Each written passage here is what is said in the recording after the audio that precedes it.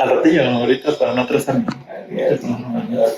Okay. Bueno, pues buenos días. Yo soy el doctor Jorge Blanco, R1 de Medicina del enfermo de estado crítico. Vamos a continuar con el temario. Para los votantes, pues estamos viendo ya la parte final del módulo de patología respiratoria y sobre todo algunas cuestiones en cuanto a ventilación mecánica. Hoy vamos a ver la ventilación mecánica en el paciente obeso.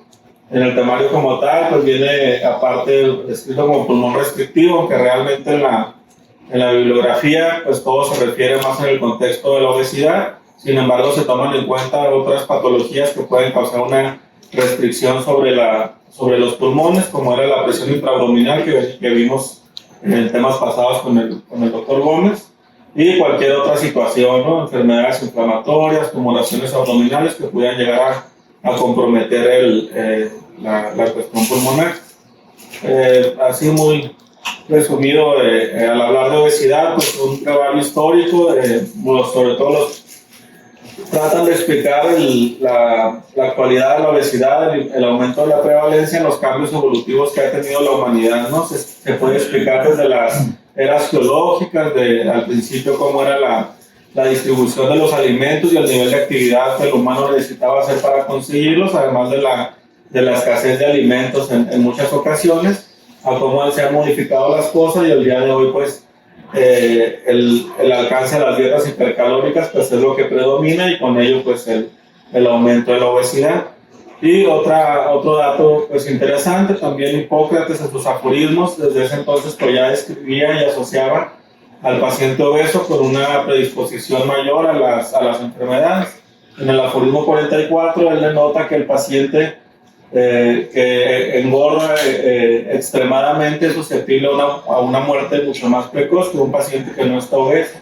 Y también veía que pacientes con problemas de obesidad tenían algún problema en la matriz que hacía que éstas no se pudieran embarazar a menos que primero adelgazaran. Pues así es como ha evolucionado todo esto, y hoy en día pues la obesidad es técnicamente una pandemia que está en todo el mundo.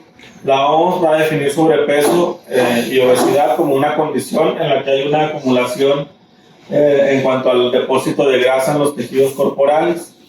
Relacionado con lo que vamos a ver el día de hoy, esta grasa va a causar diferentes alteraciones a nivel pulmonar, que va a ir desde la disminución de la distensibilidad de los pulmones, una disminución del volumen pulmonar que conlleva un colapso de las vías aéreas, una disminución del movimiento diafragmático que también contribuye al colapso pulmonar, la generación de atelectasia, disminución de la oxigenación y el aumento del riesgo de infecciones.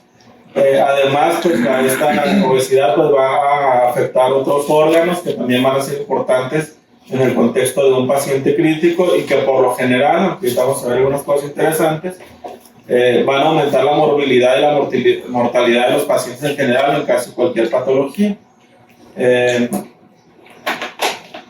Bien, hay otra cuestión importante, que no es nada más el acúmulo de la grasa en los tejidos corporales, sino el sitio en el que se acumulan, y pues básicamente se divide en dos, ¿no? La grasa corporal o subcutánea, que es la que involucra en esta patología, que se encuentra alrededor del tórax y el abdomen y va a restringir los movimientos respiratorios, y la grasa visceral, que se conoce también como la más metabólicamente activa, que va a participar en estados de inflamación, en el estrés oxidativo, alteración de las funciones endoteliales. Y entre estas dos cuestiones vamos a tener una limitación de la capacidad de adaptación, y esto es muy importante sobre todo en los pacientes cuando estén en una condición crítica.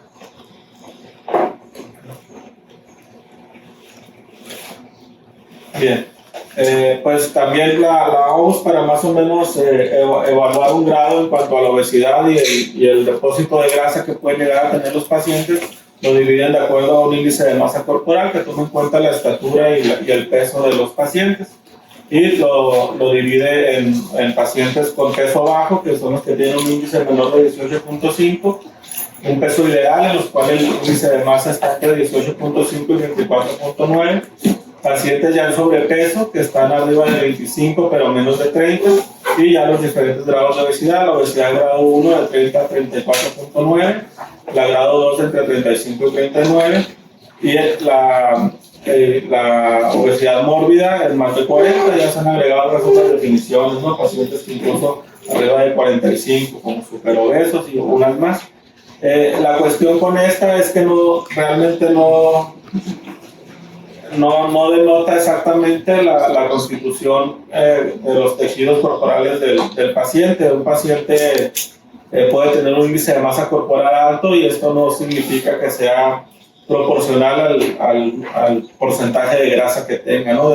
Hay otros métodos que deberían de utilizarse y que van más correlacionados a evaluar esta cantidad de grasa, como los índices de la cintura abdominal y ciertos índices de medidas antropométricas. Sin embargo, pues esta es la más utilizada y de hecho es la que se ha usado en los diferentes artículos de las cuestiones que vamos a estar viendo ahorita. En cuanto a la relevancia de esta cuestión, en cuanto a la mortalidad, ¿no? Uno esperaría que pudiéramos ver en la mayoría de los artículos que a mayor obesidad, pues es más común la mortalidad y la morbilidad en estos pacientes. Sin embargo, hay algo que se llama paradoja de la mortalidad en cuanto a la obesidad. Se ha visto en los diferentes estudios que la mortalidad tiene un comportamiento en U, mientras las comorbilidades pues iban en una conformación de J, ¿no? A mayor obesidad, mayor comorbilidad. Sin embargo, en cuanto a la mortalidad, aquellos pacientes que se ven menos favorecidos son pacientes con peso bajo, pacientes desnutridos, que es hablar pues de baja reserva, ¿no? Y si en los extremos, pacientes con un índice de masa corporal arriba de 40, pues también, ¿no? Sí tenemos aumento de la mortalidad. Sin embargo, pareciera ser que le va mejor a pacientes con una obesidad moderada, a pacientes de sobrepeso, que a pacientes con peso normal. Esto en numerosos artículos que han salido, exceptuando, por ejemplo, el caso de COVID, que ahí sí se vio que la obesidad era un factor de mortalidad pues aislado, ¿no? En los estudios multivariados.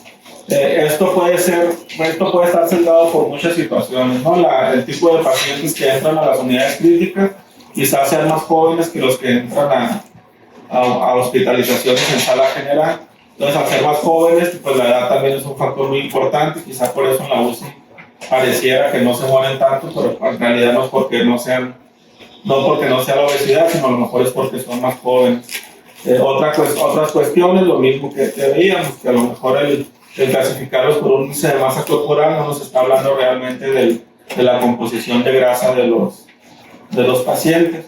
Además, los pacientes obesos se tiene a ser un poco más cuidadoso, y aparte por su peso, las dosis de fármacos como los vasopresores suelen ser menos, y también la administración de líquidos en estos pacientes pues suele ser más cauteloso, y eso también pudiera estar haciendo factores de confusión o de causalidad inversa que denotaran este fenómeno.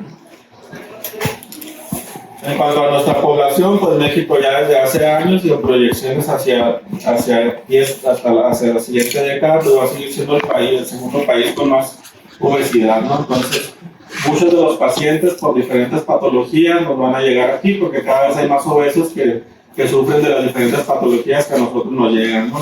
Los pacientes con tumor, los pacientes traumatizados o con algunas otras enfermedades metabólicas, pues cada vez tiene una mayor prevalencia de obesidad. Entonces son pacientes a los que nos vamos a enfrentar, tengan o no tengan una patología abdominal, van a estar en la UCI y van a estar ventilados.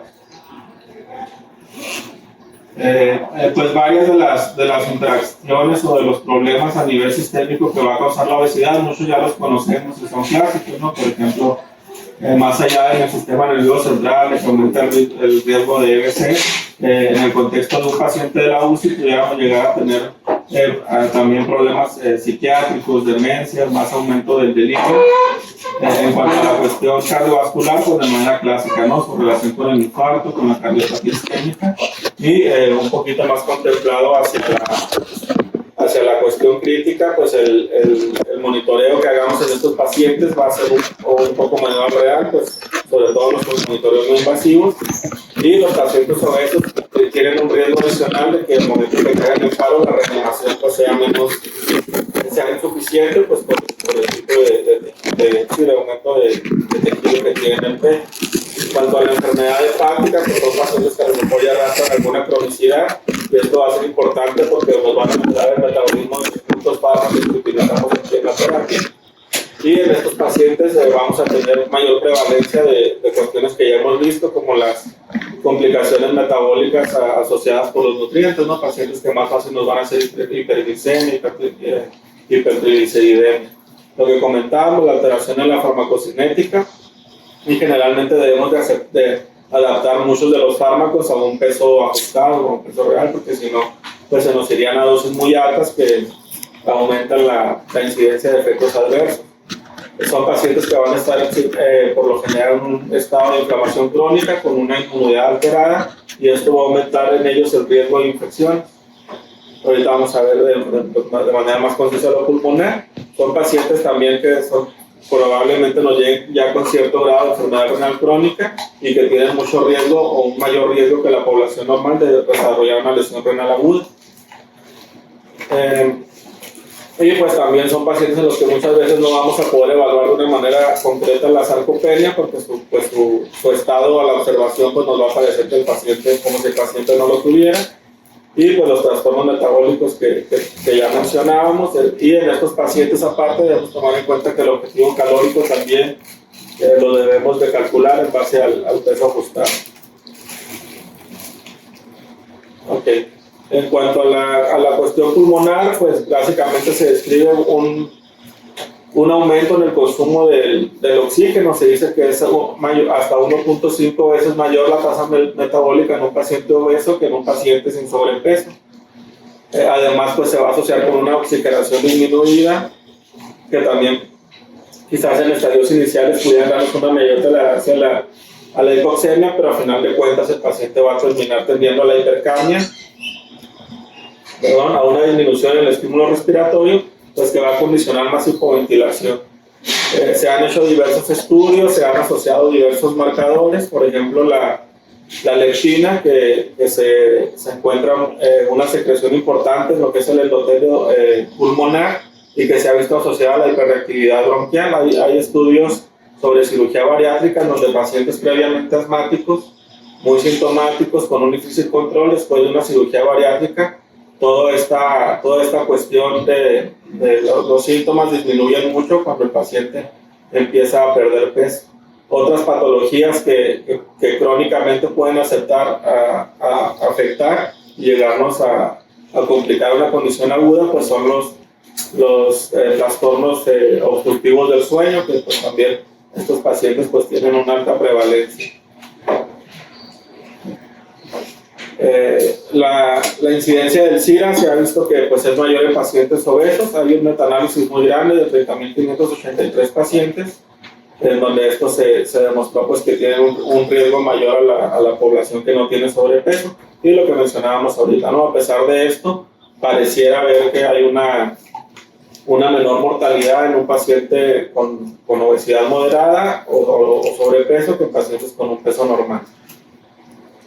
¿Qué cambios son los que ocurren en un paciente con obesidad en cuanto a los que no tenemos en un paciente no obeso? Pues la disminución de los volúmenes pulmonares nos va a condicionar a la presentación de atelectasias. Hay una disminución de la capacidad residual funcional que va a comprometer la oxigenación. Hay un aumento de la presión intraabdominal que va a limitar también la cuestión de expansión pulmonar, y aparte aumenta el colapso de la vía aérea y la disminución de la confianza torácica y pulmonar. Asimismo, en la cuestión de la vía aérea, sobre todo en el manejo inicial, pues también nos puede traer diversas complicaciones. Suelen ser vías aéreas más difíciles, pacientes que desde un inicio, antes de la inducción, ya van a estar con un aumento del trabajo respiratorio y que nos pueden llegar a condicionar caídas de saturación pues, muy abruptas durante el proceso de intubación. En cuanto al control ventilatorio, estos pacientes van a tener una menor respuesta a la hipercapnia y a la hipoxemia. Quizás va a ser más difícil en ellos una vez que ya se evolucionó en su ventilación y estamos buscando liberarlos, que él empiece a generar su propio estímulo, porque no... su hipercapnia va a ser ya crónica y esto no le va a causar algún estímulo para despertar el esfuerzo respiratorio, y son pacientes que van a tener también mayor frecuencia respiratoria. También hay un estudio grande donde se ha visto que pacientes con un peso normal, su frecuencia respiratoria espontánea una vez pasada la patología aguda es de 10 a 12. mientras que pacientes con obesidad, por lo que comentábamos ahorita del aumento de la demanda metabólica, va a ser de 18 a 21. A la circulación pulmonar, que también ya lo habíamos visto en clases previas, ¿no? A la interacción corazón-pulmón, pues son pacientes que van a desarrollar hipertensión arterial pulmonar o postcapilar, y que pues también esto nos va a alterar la cuestión circulatoria. Son pacientes que además tienen generalmente una hipervolemia o un aumento del gasto cardíaco, y esto puede llegar a desencadenar de manera crónica en muchos de ellos disfunción del ventrículo izquierdo, tanto sistólica como diastólica. En cuanto al intercambio gaseoso, pues un aumento en el consumo de oxígeno y un aumento en la producción de dióxido de carbono, y pues las comorbilidades también que mencionábamos antes, ¿no? De los síndromes de hipoventilación, obesidad y el síndrome de apnea obstructiva del sueño. Aquí lo vemos de una manera un poquito más esquemática. Si recordamos pues nuestros volúmenes pulmonares en un paciente con peso normal, que veríamos del lado derecho de su pantalla, pues los volúmenes están conservados, el volumen de reserva respiratoria es adecuado y la capacidad residual funcional también. En un paciente obeso, debido a esta restricción que hay, pues vamos a tener una disminución técnicamente de todos los parámetros, ¿no? Su capacidad respiratoria va a estar limitada, el volumen corriente quizá no se vea tan afectado, sin embargo nuestro volumen de reserva respiratoria y la capacidad residual funcional pues van a estar muy disminuidas, y en global todo pues nos va a dar una capacidad pulmonar total disminuida, ¿no? Va a ser un paciente pues limitado en cuanto a su función respiratoria. Ahí cabe mencionar, doctor, si puede regresarle. Lo que estamos viendo del lado derecho, primero se disminuye el volumen de reserva respiratorio, y ya después en obesidad extrema se reduce lo que es la capacidad residual funcional. Entonces, primero vamos a ver el volumen de reserva respiratoria disminuido, como es en este caso, que es lo que tiene las implicaciones fisiológicas, y ya después la capacidad residual funcional. Gracias. Bueno, como lo mencionaba ahorita, en este artículo también mencionan la incidencia de los pacientes obesos que llegan a la UCI, que es aproximadamente del 20%, y también se concluye que la obesidad mórbida es la razón más común para una ventilación prolongada. Esta obesidad conduce al colapso de la vía aérea superior y tiene una alteración del control neurológico respiratorio que va a llevar al paciente inicialmente a hipoxemia, y también a pérdida del esfuerzo autónomo respiratorio. Esto va a conducir mayor hipoventilación, que va a terminar dando lo que veíamos ahorita, ¿no? La reducción en la capacidad pulmonar total. De manera secundaria, una disminución en la contractilidad por las fuerzas que se oponen a la expansión pulmonar.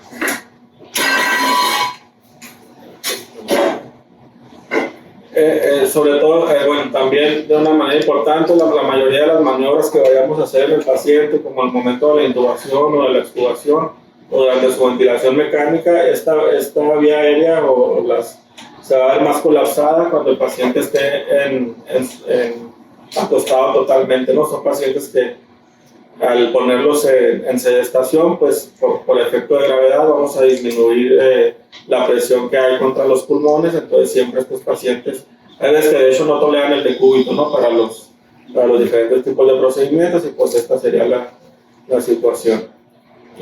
Así resumiendo a grosso modo, pues la obesidad va a conllevar a un aumento de la resistencia pulmonar y a una disminución de la compliance. Esto va a aumentar el trabajo respiratorio, hay disminución de los volúmenes y capacidades pulmonares, hay un incremento del dióxido de carbono, un aumento de la demanda de oxígeno, y todo esto pues va a llevar no nada más a las complicaciones respiratorias, sino a complicaciones en el estado ácido base, y va a empezar a causar falla en otros órganos, como puede ser en el riñón, y esto se va a ver agravado por las comorbilidades asociadas a la obesidad, como los trastornos de apnea.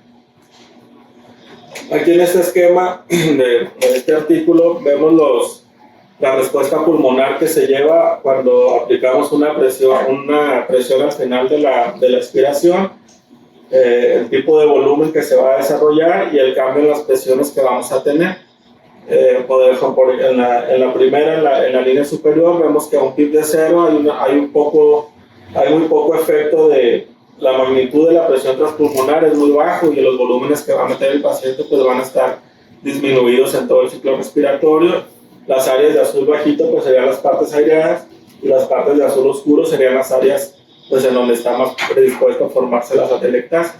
En la imagen de abajo igual, ¿no? Con una PIB mínima, pero ya con una presión pulmonar un poco más elevada, el paciente va a empezar a meter más volumen y esto pues va a ayudar a que se formen menos atelectasias. Sin embargo, va a elevar las presiones a un punto donde pues lo más seguro es que el paciente nos genere sobredistensión, ¿no? Y a la larga pues esto empeora el trabajo respiratorio del paciente.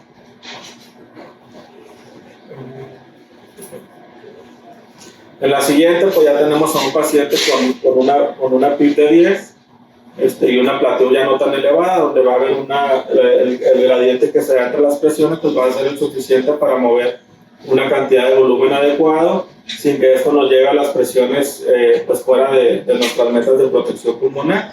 Y por último, donde tenemos un PIB extremadamente alto, donde también va a conllevar a un buen gradiente para una buena cantidad, para una buena movilización de volumen. Sin embargo, nuevamente las presiones van a ser muy elevadas y vamos a estar sobredistendiendo al paciente. Todo esto se ha evaluado. Hay un estudio del doctor Gattignoni donde, según el índice de masa corporal, ahorita lo vamos a ver, pues vamos a tener que ir eligiendo el PIB que necesita nuestro paciente para que no tienda al colapso de las unidades alveolares. La mayoría de los artículos ven la cuestión de la ventilación mecánica desde la intubación hasta la extubación, ¿no? Y van haciendo recomendaciones en cada una de las secuencias en las que se encuentre nuestro paciente. Inicialmente, pues, para la cuestión de la intubación, hay que evaluar de manera adicional o de una manera más detallada que en un paciente de sobrepeso. Si tenemos una viaria difícil, nos podemos valer de diferentes elementos que también ya habíamos visto en clases previas, donde la edad, la presencia de SAO, los ronquidos, la barba, la falta de dientes y las enfermedades congénitas asociadas pueden traer consigo una dificultad en cuanto a la ventilación. Y factores de riesgo para la intubación, pues vamos a ver que un paciente con un Mallampati de 3 a 4, paciente con apnea obstructiva del sueño, paciente que tenga el cuello rígido, una apertura oral reducida, pacientes en estado de coma, pacientes con hipoxemia severa o el hecho de que el personal que lo vaya a intubar pues no sea un experto, van a conllevar a esto. Si hay más de 12 puntos entre los dos, pues es un caso muy, muy difícil, y esto con una sensibilidad del 73% y una especificidad del 80%. También pues hay que contemplar en ellos la dosis adecuada de sedación, tanto de sedación, analgesia y de bloqueo muscular, la cantidad de líquidos que podemos administrar.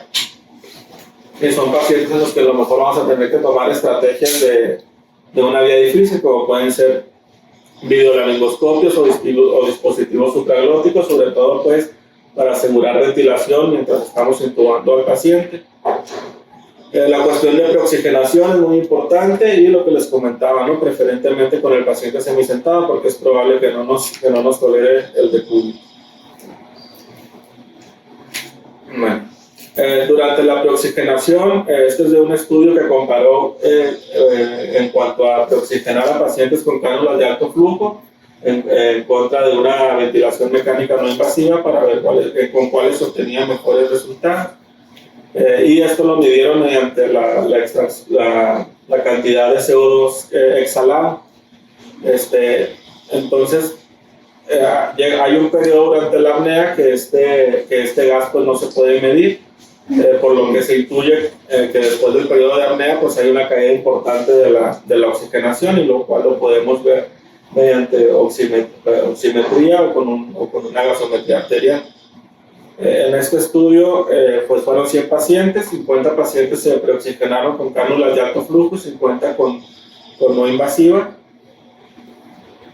Y pues el resultado primario era en cuál de los pacientes se tenía una extracción de CO2 más bajo a los 2 minutos posteriores a la intubación, que se relacionara pues con que el paciente no estuviera entrando a una hipoxemia severa. Los resultados del estudio se llama Preoptipop, demostró que la ventilación no invasiva en cuanto a dispositivo para la oxigenación da lugar da mejores resultados en cuanto a la extracción de CO2, en cuanto a la C, en los 2 minutos posteriores a la intubación, y tenemos mayores niveles de saturación en la oximetría de pulso. Y es raro, era menos frecuente que en estos pacientes la saturación durante la intubación nos cayera menos del 95%. Sin embargo, los pacientes informaron lo esperado, ¿no? Una mejor tolerancia con las cánulas de alto flujo. Y pues concluyen que esta medición, pues después de la intubación, es una herramienta valiosa para diferenciar los dispositivos de preoxigenación. ¿Cuándo considerar la ventilación mecánica no invasiva? Pues primero a un paciente con sospecha clínica de insuficiencia respiratoria, en los cuales ya descartamos otros diagnósticos con una gasometría arterial concordante. Valorar si en el paciente es obeso haya datos de cronicidad, como que una hipercapnia abrupta que no corresponda tanto con la evolución del paciente. Pues sí, ¿no? Ya sea que los niveles de CO2 estén elevados, normales o bajos. Pues pacientes que no toleren el decúbito, pudiéramos llegar a utilizar este dispositivo y estar valorando mediante la mejoría de la frecuencia respiratoria y con gasometría seriada si hay respuesta en la primera o en las primeras 2 horas de que implementamos esta técnica. Contraindicaciones para la ventilación mecánica no invasiva, pues que el paciente haya tenido una parada cardíaco-respiratoria, inestabilidad hemodinámica, que el paciente tenga un deterioro neurológico, que no vaya a cooperar con este tipo de ventilación, que tenga abundantes secreciones o que estén muy espesas por el riesgo de aspiración al administrar la presión positiva en la cavidad oral, que el paciente haya cursado con hemorragia digestiva alta, una cirugía de cara, que haya una obstrucción de la vía aérea superior o un traumatismo craneoencefálico, pacientes quemados y en obesidad mórbida. Pues en estos pacientes, aunque teóricamente pudieran beneficiarse y limitar el número de intubaciones, pues si cumplen con estos criterios, pues el paciente no debería de ser candidato. Una vez que ya se decidió pues que la manera en la que tenemos que ventilar al paciente es mediante de una manera invasiva, pues tenemos que empezar a ver sobre todo las cuestiones de los parámetros iniciales. Aquí pues igual que en otras patologías que hemos venido viendo, se va a dividir en si el paciente tiene o no tiene síndrome de insuficiencia respiratoria aguda, para los cuales en el caso de que el paciente no curse con SIRA, pues ya sabemos que nos permite volúmenes tidales más altos de manera inicial, mientras que en los casos de SIRA pues sí debemos de ser más estrictos en cuanto a los 6 a 8, incluso un poco más bajos si el paciente es candidato a medidas de ultraprotección. La frecuencia respiratoria, por recordar que en el paciente obeso tiende a ser más aumentada y tiende a autocompensar, por lo que es probable que a pesar de una frecuencia respiratoria un poco más elevada, el paciente no nos haga cambios ni en su hipercapnia ni en su pH. Igual en los 2 casos, pues tenemos que ajustar esta para tener normocapnia o que al menos o hipercapnia permisiva, en donde el pH no nos varíe de más allá de 7.25. El PIB inicial en los pacientes sin ARS pues se puede contemplar entre 5 y 10. Que lo podemos graduar dependiendo del índice de masa corporal, mientras que en el paciente obeso con SIRA pues va a ser frecuente, sobre todo de manera inicial, pues que quisiéramos hacer una reclutación pasiva, que los PIBs que tengamos que utilizar sean desde 10 a 15. La presión Plateau en un paciente sin SIRA o la presión meseta pues se recomienda menor a 20. En el paciente obeso crónico pues es posible que nuestra estrategia ventilatoria de manera inicial no nos permita, entonces hay que pues lo ideal sería tener una Plateau de 30, aunque pues muchos consideran igual que el paciente no obeso, ¿no? Menos de 28. Driving pressure pues menor de 15 en ambos casos. Y en el caso del paciente obeso, pues lo recomendado sería no iniciar de una manera precoz sin valorar adecuadamente alguna maniobra de reclutamiento, ¿no? En cuanto al FIO2, pues el que sea necesario para mantener una saturación entre 92 a 95% y pues una PAFI favorable o una oxigenación entre 55 y 80.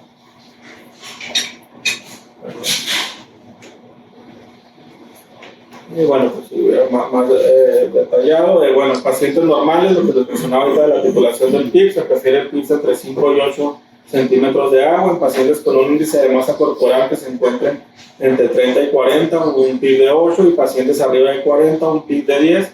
Esto pues lo veíamos ahorita porque para evitar el colapso, ¿no?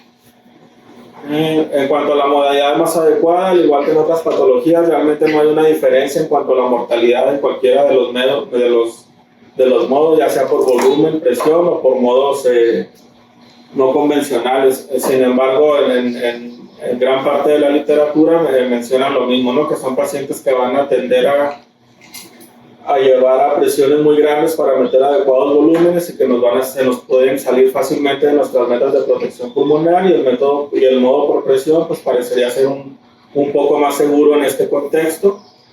Sin embargo, pues no hay que olvidar que pues el volumen corriente efectivo pues va a ser importante para mantener nuestros gases arteriales normales y no causar alteraciones del pH, que eso nos puede pues llevar a fallas sistémicas de una manera muy rápida. El monitoreo de los parámetros durante la ventilación mecánica se basa principalmente en las metas de oxigenación de 55-80 y una saturación de 88-94. La hipercapnia moderada aquí puede ser incluso hasta de 60. El PIB el mínimo que necesitemos para mantener metas y, como les mencionaba ahorita, evitar las maniobras de reclutamiento. En el PO2 es importante evitar la hiperoxemia, que también nos puede conducir a biotrauma y a la formación de masa telectasia, y pues nada más, ¿no? el que sea suficiente para mantener las metas de PO2 que comentábamos. La evaluación del daño pues va a ser igual a la ventilación convencional en todos los pacientes. Nuestra presión meseta, nuestro desempeño y nuestro poder mecánico, o bien nuestra potencia dinámica, que es una fórmula parecida, nada más eliminamos las constantes de flujo, ¿no? Igual por arriba de 17 pues se van a asociar a una mortalidad muy grande, y lo ideal sería tenerlo por debajo de 12 o 13. Maniobras de rescate para pacientes que, a pesar de nuestros esfuerzos, mantengamos con PAFIs por debajo de 200 o de 150. No hay ninguna contraindicación para pronar este tipo de pacientes, y sí se ha visto que hay una mejoría en la función respiratoria y un aumento en la capacidad funcional residual, además de que permite el reclutamiento de atelectasias. Son pacientes que generalmente deberían no permitirse que el PIB estuviera por arriba de 15, igual que en el resto de los pacientes, y se pueden llegar a beneficiar de ECMOs, y pues el centro dispone del recurso. En cuanto a la posición prona, pues igual que el resto de protocolos, al menos 16 horas. Hay varios algoritmos en los que nos pueden ayudar para ir definiendo las correcciones o las intervenciones que tenemos que hacer en este tipo de pacientes al momento de manejarlos en la ventilación mecánica. Lo que ya veíamos, ¿no? En cuanto a la preparación de la infección y la intubación, valorar el riesgo y tomar en cuenta las consideraciones farmacológicas. Dar una preoxigenación del paciente de cúbito con los dispositivos que tengamos a la mano. Utilizar los recursos que tengamos para una intubación, para una vía aérea difícil.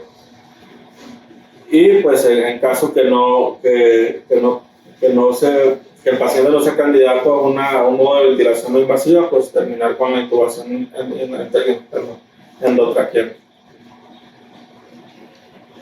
Después de que ya se intubó el paciente, pues iniciar nuestra programación inicial y mantener el monitoreo el monitoreo realmente pues va a ser igual a lo que ya habíamos visto previamente, nuestras metas de protección pulmonar y nuestro monitoreo de los parámetros ventilatorios, ya sea de manera numérica o por las curvas y bucles. Llevar al paciente a una resolución de la patología y empezar nuestro protocolo de extubación, en donde también es probable que el paciente no tolere una extubación normal y es un paciente candidato por el simple hecho de ser obeso o tener previamente alguna comorbilidad asociada al sobrepeso, a una ventilación mecánica no invasiva o a cánulas de alto flujo después de una intubación. Y este es el algoritmo ISTAR que se propone en los diversos artículos que hay, ¿no? Que pues básicamente es lo mismo, dividen la ventilación mecánica de estos pacientes en las diferentes fases, y en cada una pues tenemos que ir haciendo las intervenciones necesarias asociadas al tipo de problemas que suelen tener estos pacientes. Y pues eso sería todo.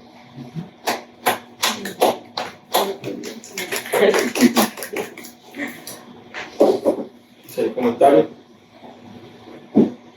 Pues nada más quería agregar de un estudio que se hizo en pacientes obesos del 2019, pues donde estaban viendo si pues las técnicas usuales para titular el PIP sí correspondían, pues o sea, hacían una medición con una transesofágica para ver la presión pleural. Y ver si sí había alguna diferencia entre titular el PIP mediante estas medidas o las formas tradicionales pues, de titular. Y lo que ven es que por lo regular a veces los médicos se quedaban cortos. ¿Sí? Pues lo mismo que mencionábamos, ¿no? Así como hay un aumento de la presión intraabdominal en el paciente obeso, pues la presión intraesofágica también va a estar elevada. Pues, más rápido que te lleve y que te indicara que deberías de tener un PIB más bajo, pero al contrario, de lo que mencionaban, había en la clase de presión intraabdominal, tienes que generar cierta fuerza que contraponga las presiones opuestas, pero sin causar sobredistensión, pues por eso sí va a tender a hacer el PIB un poquito más alto que en los pacientes que no son obesos. Y de hecho en el estudio creo que hemos mencionado sobre también así que con el aumento de la presión intraabdominal, por otra índole de manera aguda, sí, con el uso de la sonda pues se titularon mejor la PEP ideal para el paciente, viendo una diferencia en margen de hasta 88 milímetros de mercurio de la PaO2 entre titulado de esta manera y titulado por las estrategias de LASNet, y así como por la misma tablita de la PEP alta. Y sí se veía también esa diferencia de que estaba más alto titulada la PEP como por medio guiada a través de la sonda transpleural, donde pues igual trataron de ser en fase inspiratoria que no superaran los 25 y en fase expiratoria de 0 a 10. Pero como comentaban, a menos que tengas un centro donde ventiles o tengas pacientes con patología abdominal, con patologías muy difícil de manejar en cuanto a articulación de PEP, pues valdría la pena contar con ese dispositivo. De otra manera, pues igual, si no tienes alguna patología que se beneficie de alguna una medición invasiva de esta manera, pues no recomiendan como tal hacerlo, sino guiarse por otro tipo de estrategias, pero sí es importante lo que está mencionando Alemán, se vio eso, o sea, la titulación de PEP con zona transpleural fue mayor, o sea, como con 5 o 6 casi de PEP arriba de lo que normalmente uno hubiera titulado. Sí, no, y de hecho ya está, por varios estudios ya está dicho que es muchísimo mejor monitorear mediante un balón esofágico la PIP. Solamente hay que empezarlo a hacer, o sea, el paciente obeso y el paciente no obeso, pero sí hay que empezarlo a hacer para poder titular mejor la PIP, porque ya sabemos que la PIP para estos pacientes es titularla muy importante, pero para todos los pacientes también por todo el deterioro hemodinámico que pueden ocasionarles el PIB.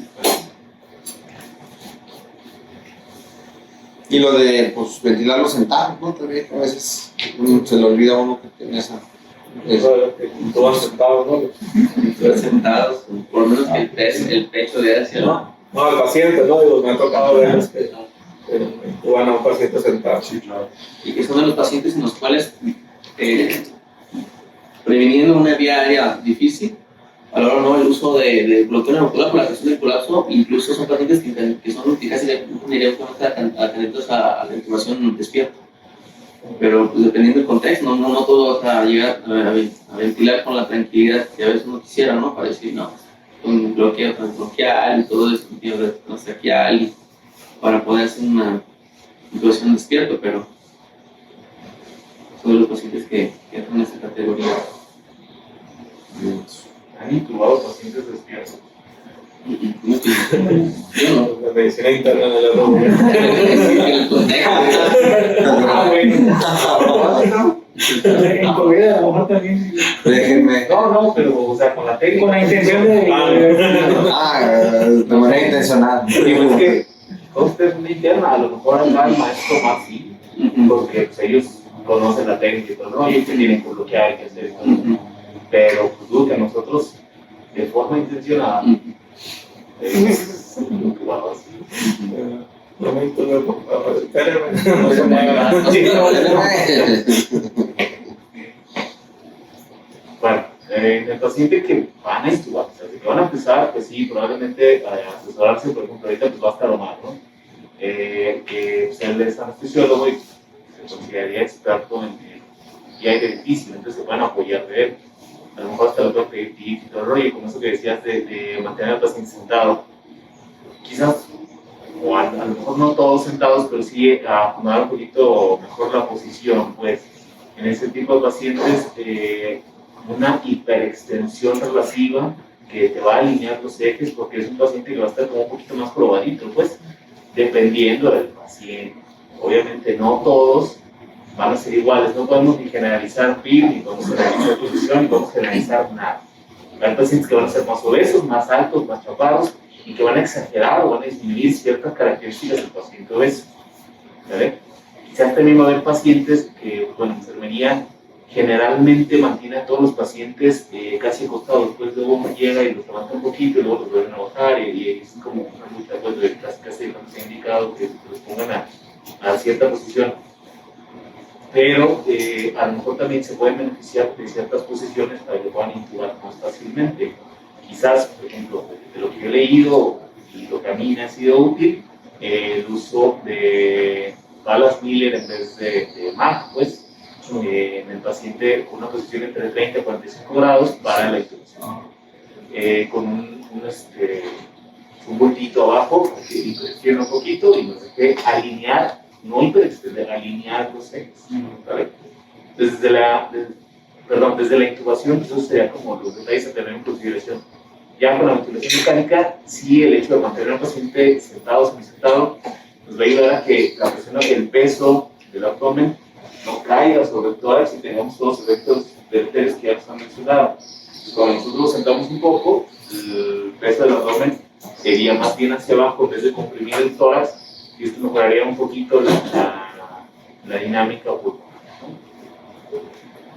¿no? Estos pacientes suelen tener una paradoja en la cual, como tienen un poquito más de reserva, en realidad la mortalidad disminuye en la UCI, pues ya le dijiste, ¿no? La UCI se vio también con los quirúrgicos. COVID. Aparte Los quirúrgicos también. en los posquirúrgicos, por la cuestión de la paradoja del paciente obeso, porque están supuestos, bueno, ya están crónicamente estresados, ya traen prácticamente pues el cortisol bastante alto, pues, toleran bastante bien el estrés. Crónicamente inflamados, todo lo que ustedes quieran decir, bueno, esto ya lo tenían, llega un poquito más de estrés, pero ya no está.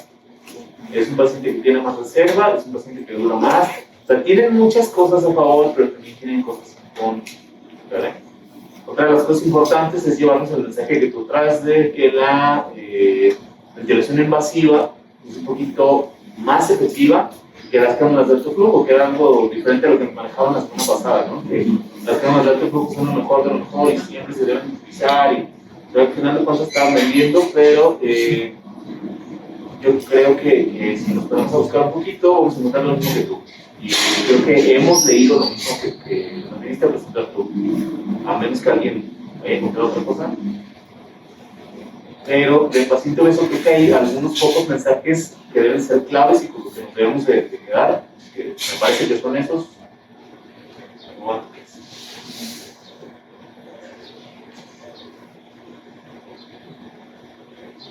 Y para los compañeros, la Copa Viola de este año, de hecho, es de monitorización de la ventilación mecánica. El paciente obeso, si alguien quiere hacer una revisión. Ya hay casi un team ahí por acá. Ya tiene, ¿no? Nos faltan 3 integrantes. De 4, nomás está vivo, si alguien quiere.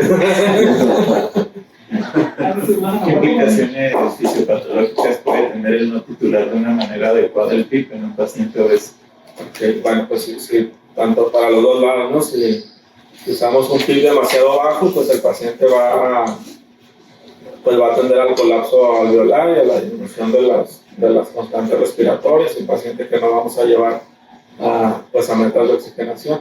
Y si es un PIB demasiado elevado para el paciente, pues lo que veíamos en la interacción cardiopulmonar, sobre todo el el efecto que tiene sobre la precarga sobre el ventrículo derecho. ¿Disminuye o aumenta Disminuye. la precarga? Y por consiguiente, pues hay menor perfusión a nivel, pues, bueno, a nivel cerebral, a nivel renal, dejando orinar, alteraciones a nivel de la conciencia. Entonces, pues es un reto titularlos, ¿no? Pues para eso está el subrogado de la presión esofágica, como dijo el doctor, ¿no? Es un subrogado de la presión transpulmonar, la diferencia entre la presión alveolar y la presión pleural. En teoría, sí es como se debe titular, pero bien, la respuesta, nada más era un jiribilla para ver si lo habías comprendido.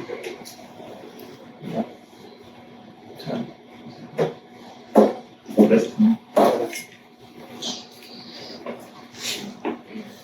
Bueno, pues hoy es cambio de mes, que vayan bien. Nuevo.